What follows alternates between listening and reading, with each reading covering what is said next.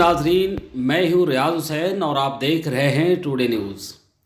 सदर state life cooperative housing society Lahore colonel retired Mubeen Safdar जोड़ा ने कामयाब एजीएम पर मेंबरान सोसाइटी को मुबारकबाद दी है और एजेंडे को मंजूर करवाने पर उनका तहे दिल से शुक्रिया अदा किया है। टुडे न्यूज़ से गुफ्तगू करते हुए उन्होंने कहा कि एजीएम एजेंडे की मंजूरी दर हकीकत मेंबरान का इंतज़ामिया पर मुकम्मल एतमाद का मज़हर है।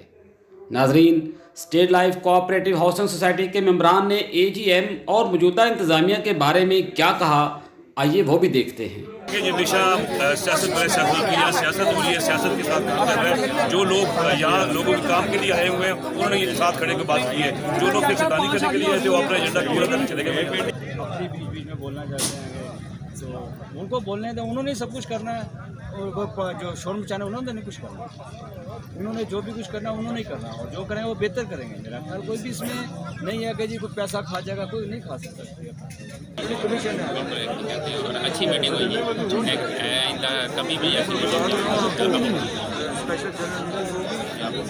उस पर अभी तक बैठे हुए हैं, सवालों का जवाब दे रहे हैं। वो कहते हैं हम शाम तक बैठेंगे आपके सवालों के जवाब देने के।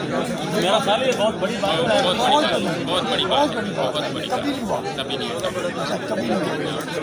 बहुत बड़ी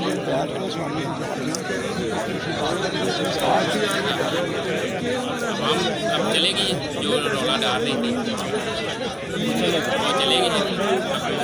भी खड़े जो सवाल जवाब कर रहे हैं उनका सवाल जवाब, जिन्होंने जनरल सवाल करने और अपने उन सवालों के तसल्ली का जवाब देने वो मौजूद है, शोर डालने वाले याद करके वो चलेंगे। सदर सोसाइटी कर्नल मुबीन सफदर जोड़ा कहते हैं कि हम अपने मेंबरान के एतमाद को ठेस नहीं पहुंचाएंगे और तामीर व तरक्की के काम जारी व सारी रहेंगे।